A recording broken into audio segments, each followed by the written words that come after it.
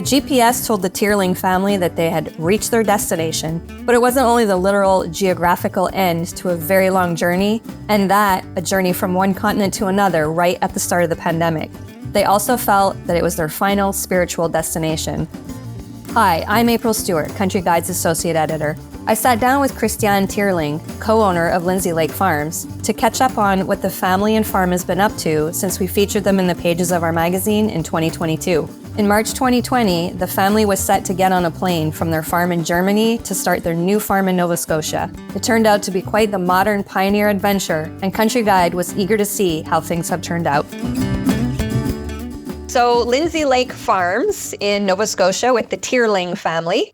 So for our listeners who didn't get a chance to read about your story in Country Guide, I think we featured that in 2022, why don't you tell us a little about your journey, big journey, from Germany to Nova Scotia, and not only from Germany to Nova Scotia, but in 2020, right as the pandemic was starting. So I'm sure you've told this story hundreds of times by this point. You must have it.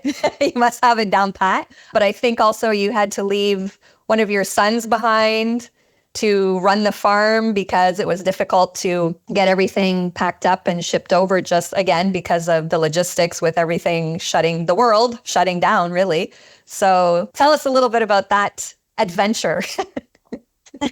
Yeah, indeed. It was a really big adventure. And when we bought the farm in 2019, we had no idea what was in front of us, So we first visited here in 2019, and then we decided to buy the farm and planned the move for the next summer. In March 2020, we started packing one of our first containers in Germany. And just the pandemic, slightly, you heard something about, there's something going on, but nobody really was aware of what is going to happen.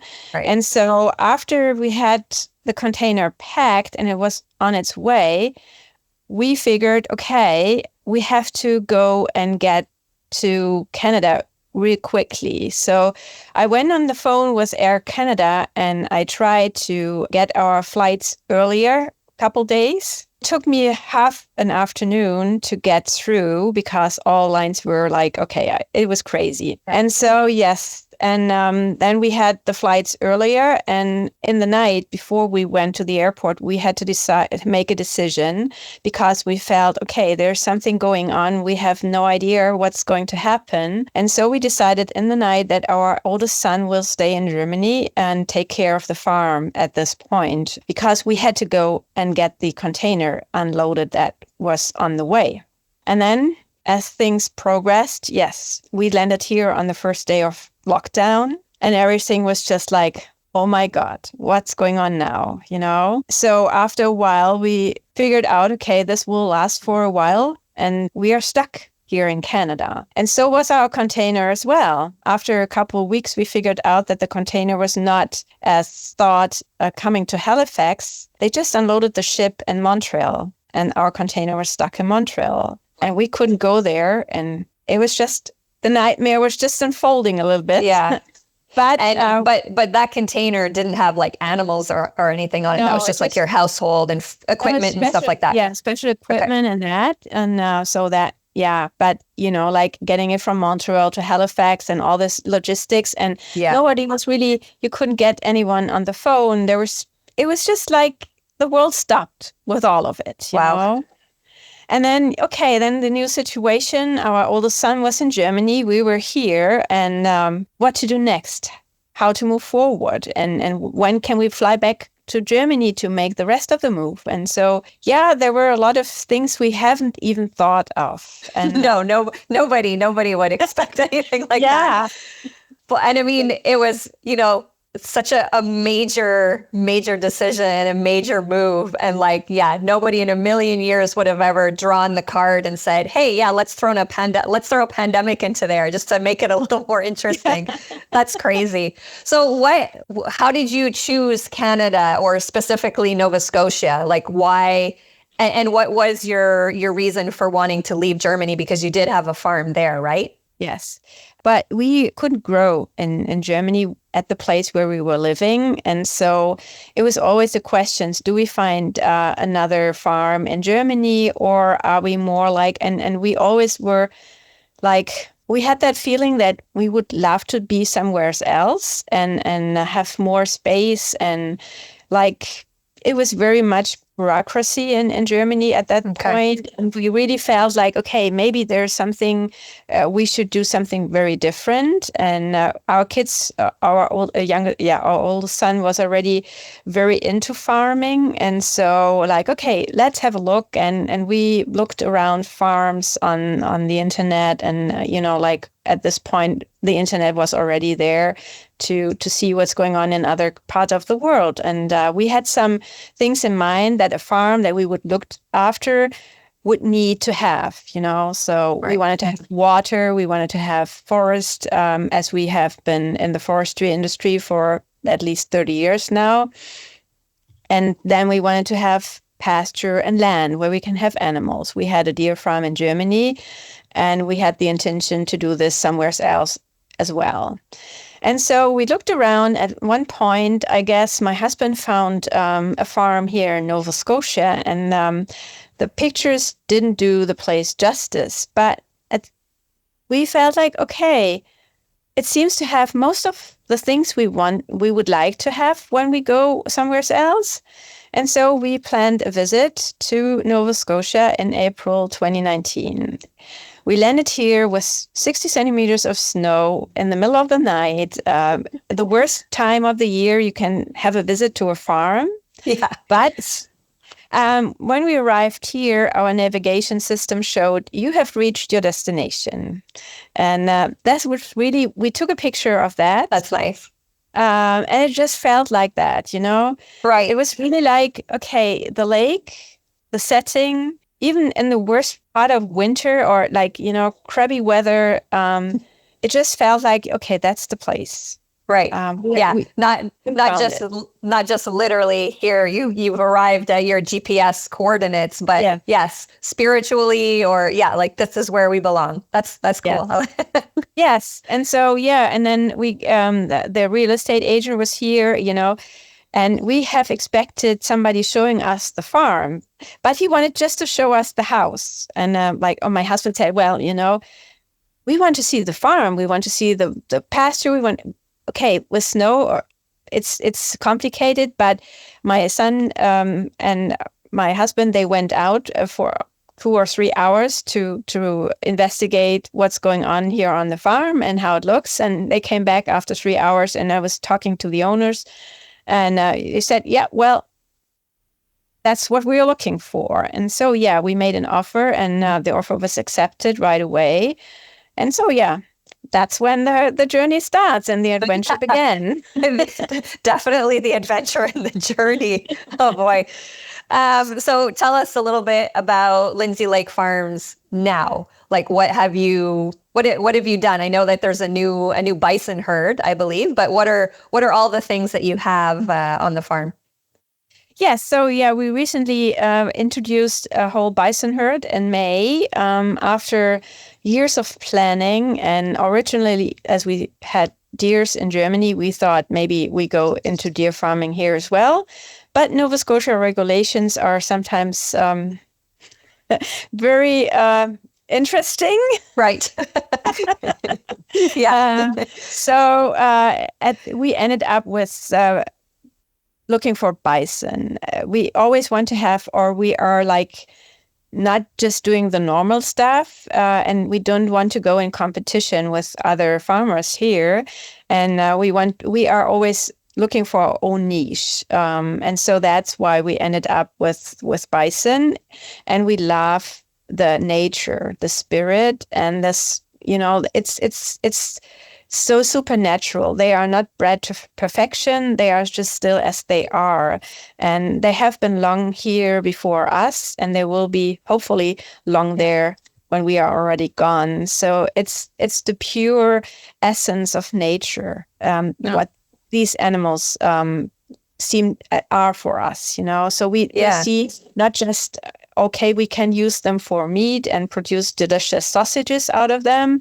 It's also their spirit, the strength the endurance and the ability to go into the storm, and then you are out there even more with more strength, and that's the spirit.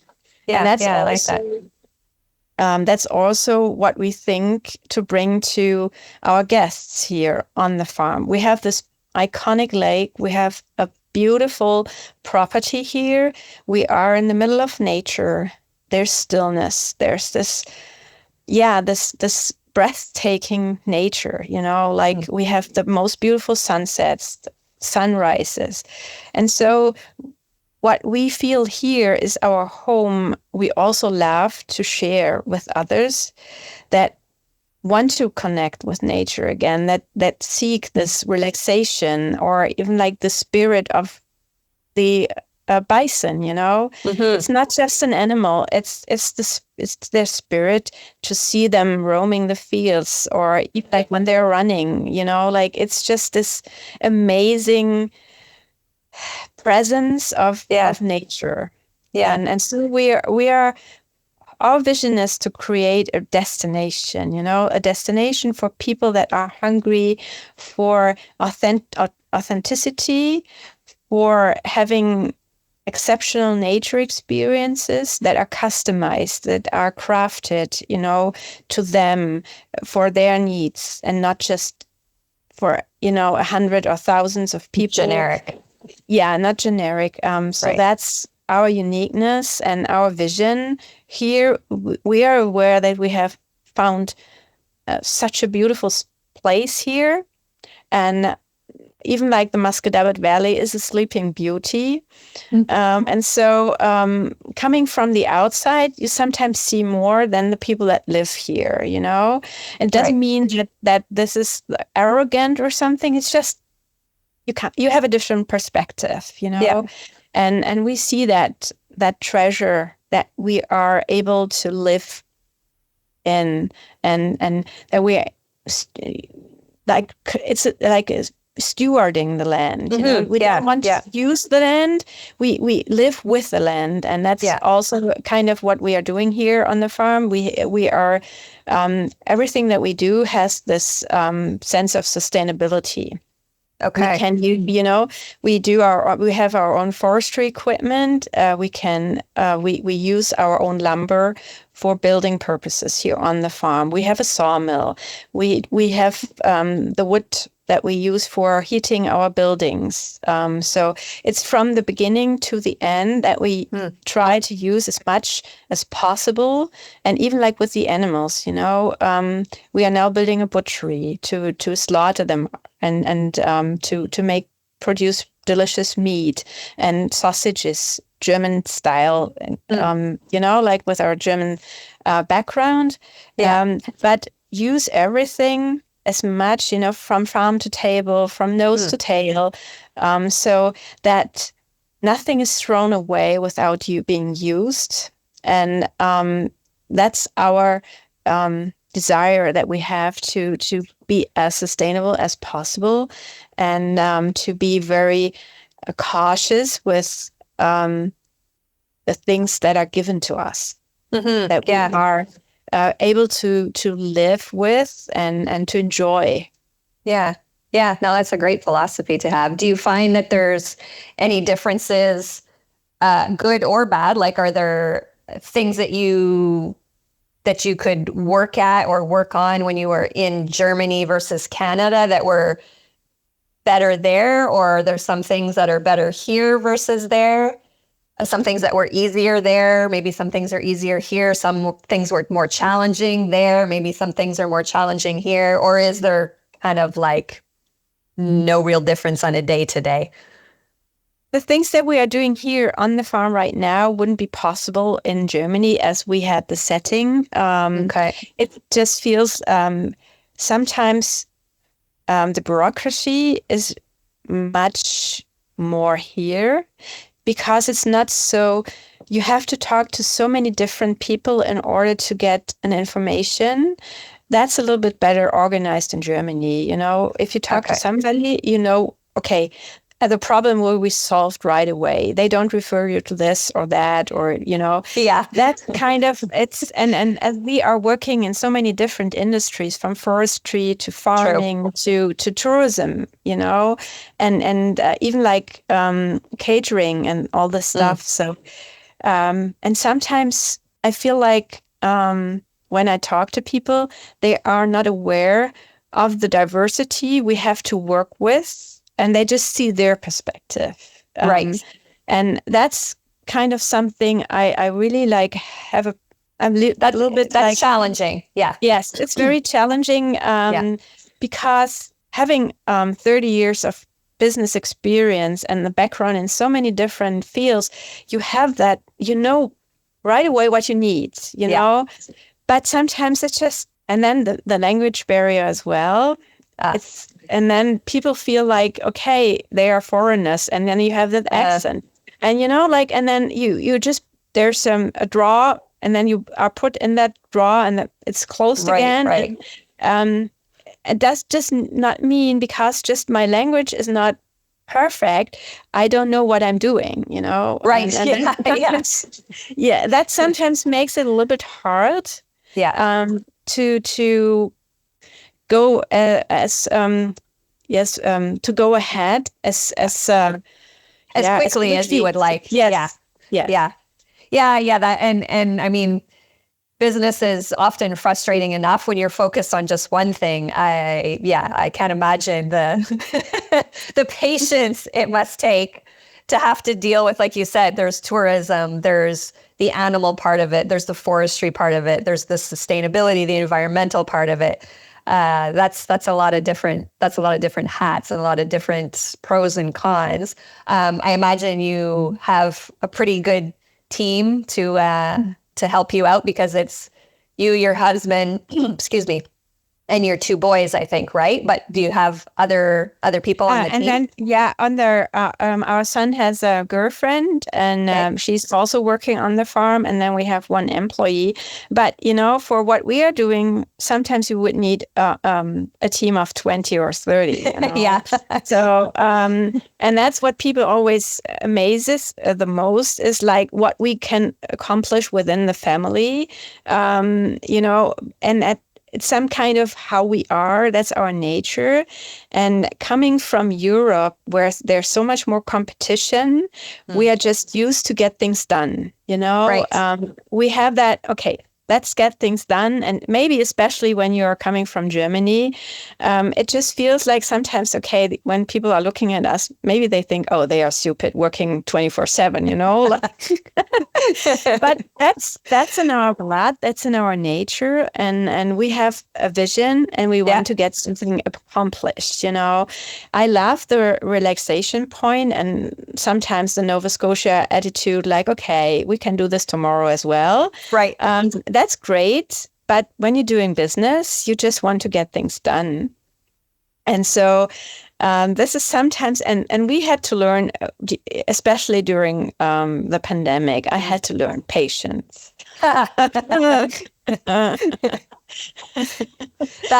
I know myself as a very impatient person. That's a really difficult thing to do. It's just sometimes you feel like, okay, it could be so easy, It could be, yeah. It could be so easy, and that's my biggest struggling point. Having so much experience, you are already around the corner when somebody is just still behind. Like, and then catch up, come on. Yes, and so and then I get frustrated because they are frustrated because they think I'm arrogant, Yeah. And then I'm like, just, okay, please, just hear what I'm saying, and let's get things done, like, let's work together to make something happen, Yeah. What's the fact of trying to stop me when we can work together, And that's what I feel like these days is also a little bit of a problem, that nobody really wants to work together to make something, bring something to life or create something new. It's oh no, this is too. Oh no, we don't want that. Like, oh no, this is even like with having the butchery or getting like the federal inspection. Oh, this wasn't done 13 years anymore here in Nova Scotia, but that doesn't mean anything, Right. We can do it right now and we can work together, but there's nobody there that has the knowledge anymore. And okay, then let's get the knowledge together, Yeah. But if we are willing to do things, okay, help us getting there, support that. Yeah. Let's work together to bring something great to Nova Scotia. Let's work on that, There's need for that. People are looking to buy local food, Yeah. Yeah, People and even to have the slaughterhouses, I know that's a problem Canada-wide. I know that I'm in Quebec and Ontario, Quebec, Nova Scotia, New Brunswick, Newfoundland. I think even there's a place that there's a whole bunch of people who want to have small local places where people can bring their animals because they know that there's a market there. But there's, as you're saying, there's so much bureaucracy and so much hesitation. Like there's always, it seems many people are afraid to be the one to push the button for yes. Okay, let's do this, Yeah. Absolutely. That's a big part of our society nowadays. And I have a problem with that, to be honest. Yeah, it's just like, okay, we all can be, it all helps us, it makes our life much easier, or even like everybody's talking about food poisoning and like what's in the food. And here there are local people that want to produce great food, great stuff. Let's help. Let's do it. Do that. Everybody is talking about it. And especially since the pandemic, since we were talking about that, especially since then, there was everybody abruptly found out what it was like to not have things on the grocery shelf. And it wasn't just for a day or a week. It was, a month. I was trying to buy silver roof paint for about 2.5 years and it wasn't available, Yes, that's not food, but things can crash pretty quickly. So not having those systems and processes and infrastructures more local, it could be, we hope, that those kind of situations won't happen again. But we don't know. You never know. And, as much as you can do yourselves, the better it is. Yeah. And that's even our vision, to be, like we don't want to rely on anybody else. But it would be nice to have people around you that help get things done, and see the beauty of having a local producer, everybody's just talking about local, buy this, buy that. But it's just, it just words. And we are trying to bring it to life. And sometimes it's just frustrating how much roadblocks you're running into every day. And, it can be really frustrating. Family and working really well and really closely together as a family. And that's, I think, definitely has to be a priority when you're working in a family business, whether it's a restaurant or a farm. Being able to pull together is key to the success. So at Country Guide, our tagline is your farm, your conversation. So how do you use on-farm? What are your on-farm conversations like? Like, do you guys have just kind of informal conversations as ideas come up and then they just kind of expand and grow? Or do you have some kind of a formal structure where you sit down in family meetings and people throw ideas out there and then you kind of discuss the pros and cons? What are the conversations on your farm? Yeah, that's kind of evolving over the time. When we started that here, our sons were 17 and 11. So at this point, it was basically my husband and myself making decisions, But over the time now, things have evolved. Our oldest son is now 22. He has a girlfriend. They are working on the farm as well. So kind of, from sitting at the table together, having meals together.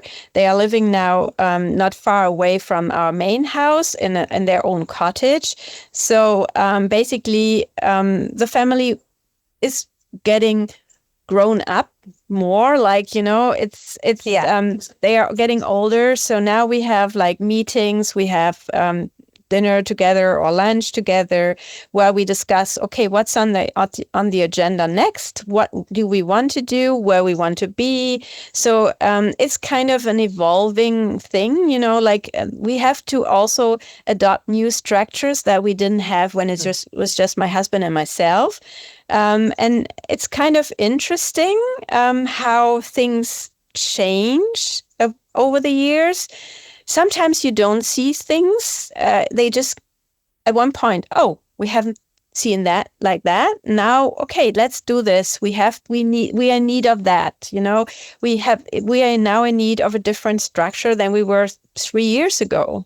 Like with things growing and getting, more on the farm, that we are building our farm store now. So right, it's pretty sure that we have more employees within the next year, So then we have to make new structures for that. Yeah. Then there's always the fact, getting people out here means we have to have lodging available. We have to have housing available, So we are lucky that we have a couple farmhouses here, and we had just one renovated for renting it out to guests. But we have 2 more that we are now renovating for farm workers, So, nice. So that we have this ability to have them here on the farm, and not that they have to travel an hour or whatever, to come to work. So, and these are all things that somehow are evolving on the way. And when you're as a family, sometimes you're working, it's always business, and then sometimes you feel like, oh, what about our privacy or some, free time, or I would like to go to the lake and just enjoy swimming, and so there are always questions around that. And the only thing that helps is to be flexible with what comes, to have the flexibility to say, okay, there's now a different need we haven't seen a year ago, and now it's different. So the most important thing with this is also to be very flexible and to see what now is necessary to be now and here, and say, okay, for the future, we will have to look into that and dive deeper into this and have a new structure, So it's kind of always evolving, and it's not, okay, that's done and that's now in stone. No way. Right. We have to be like the water and in the stream, Yeah. Things I was pop just up. going to say it's very fluid. So exactly like you're saying, like the water, it's fluid, it's dynamic, it's always moving and shifting and changing. And I guess for you guys, because you've been doing it and you smile the whole time that we're talking about it, it must be, you love it. It's exciting. It's, it's something that you like to wake up every day and have that, oh, what's going to happen today? And what challenges and opportunities are there? Yeah, it's if you don't have passion and a purpose, it wouldn't make sense, Having this with even like the move, like during a pandemic, without being passionate about it and seeing the vision and have the purpose of getting this, you would like to see this in the future. And also like being aware that what we did here with the farm, it's not just a project with my husband and myself, it's a multi-generational project that involves our kids and maybe their kids as well, We took all of our roots out of Germany with the family, and now we planted the roots in Canada. So our family legacy is now Canada. It's not Germany anymore. So that's even a difference, and sometimes it also feels like we are modern pioneers somehow. I like that. Yeah, it's like when you look back, you hear about the history here in that area. We have Icelandic settlements, Mm. and sometimes I feel like these people must have on a different stage maybe, but they had the same problems, And Yeah. when I was thinking about emigration, I found like a phrase on the internet from 1700 something, and this guy was saying you have to be sure that you are born new, that you don't put what you know Yeah. into place. You need to be flexible, and you need to get into the new culture and adopt the new culture, the best of everything put Right. together to make things happen here. And now it's we are focused now on Canada. There's for sure that you are comparing of what you have left and Yeah. what was there. And there are, like you asked before, there are certain things that, especially when it comes to food, Yeah, I'm sure. there's that there are things that we are missing, Yeah. but we have the ability to bring that to Canada as like an innovative new thing, and we can compare the best of everything together for this farm, for our vision for the future, and Right. and get people to understand that we are not just doing it for us and to make a lot of money. It's also like the passion, Yeah. um, and when there's, like, and when we are successful, then it's great. But it's also not that we are not driven like just, oh, we want to make that much Right. amount of money, Yeah. It's about the purpose and bringing the best together. And when we see this, we have this vision. I think that's what we are here for. Mm-hmm. Yeah. That's what when I wake up, I know when I look when I look in the lake to the lake, and I see this beautiful sunrise, that's the purpose, Yeah. to be able to live here and to enjoy that, and being thankful for what's given to me at this point, and give something back, Right. Yeah. Yeah. Yeah. Yeah. Well, you definitely have a very positive attitude, a very adventurous attitude. I think you just said, some of the Icelandic settlers and stuff. Well, you had that type of journey. You had that crazy adventure at the beginning with trying to get stuff here. It made me think of them coming across in boats that took months, So Yeah. it's a very similar experience. And I think probably they probably had the same idea when they woke up, this is for my family now, my family in the future. They had a vision. I like to think that about my family that came over from Scotland. I like to think that was how they were thinking. So it's nice to see that in a modern attitude and a modern business. Yeah. Yeah. Well, I loved this interview. This was really fun.